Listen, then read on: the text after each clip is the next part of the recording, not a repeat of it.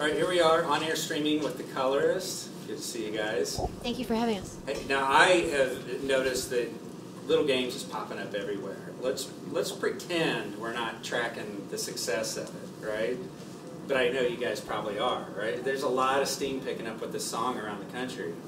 Do you guys follow that? Do you look at radio monitors? Or are you getting phone calls? What's going on?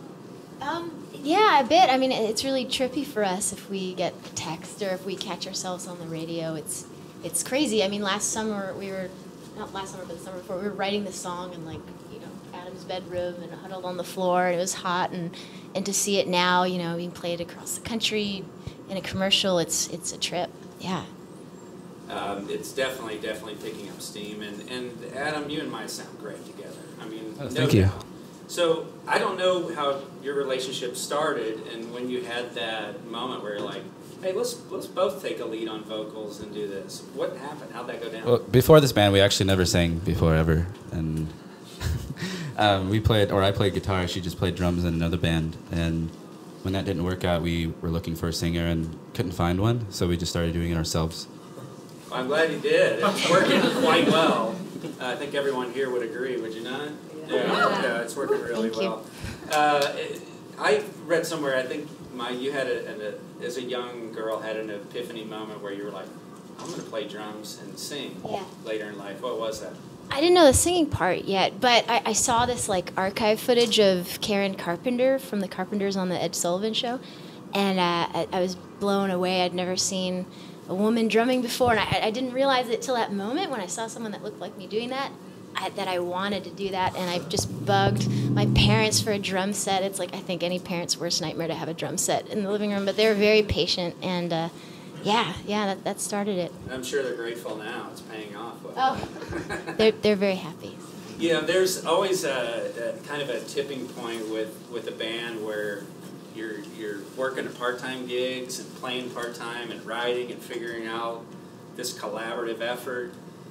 One of my favorite things is to find out what was the most awkward time for any one of you where you were still trying to hold down a real job, whether you loved it or it was crummy, and trying to make it as a musician.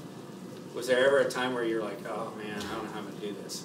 Yeah, I mean, this year is our first year actually doing this full time, and we used to all work. Justin actually worked like 4 or 5 jobs. Justin had a really gnarly schedule. 9 jobs, was it? Or something crazy. And we used to do that, and right after work, we would be together till like midnight or 1 every single day. It was every single day. And I guess it did pay off. Who had the worst job at one point where you're almost embarrassed? Okay, so we used to, Justin worked at, I'm not going to tell you where. I'm not going to tell you where, but it was Office Depot. And it's okay. I had the worst part-time jobs ever. I feel like it made more sense to have 3 part-time jobs than just 1 full-time job. So you can walk out I think that's what it was. It's like, I got 2 more to back me up. I'm a musician, damn it! No, Take your staplers and... Yeah, Office Depot was one, and then I was also a server, and I was a tutor. And it just like took up all my time, and then at night I got to hang out with these guys. Very cool. I hate clumping music into categories, but you guys have self-labeled your music in a couple categories I didn't know existed. One is called Majestic Rock, the other is Math Pop. Please explain. Yeah, it was like Majestic Math Pop. I don't know, everybody always asks us like what kind of sound you guys have, and lately we've been getting like the cool California sound. But I don't know, we mix a lot of like algorithmic guitars and vocal melodies, and yeah, we get stumped by song genres, so we just made our own that could stump other people as well. Just throw it out there. They'll go, oh yeah, I follow that category. Yeah. Okay, cool. And I know a bucket list thing for you guys was to play Coachella, and that happened, right? And so for going into this year, what's a bucket list thing? What do you want to see happen for the Colourist? Where you guys are going, this is actually happening. That's a really good question. I think we're kind of living in that moment right now. I mean, we got our first full-length record coming out. We've toured this whole year extensively off of our EP, which is only 4 songs.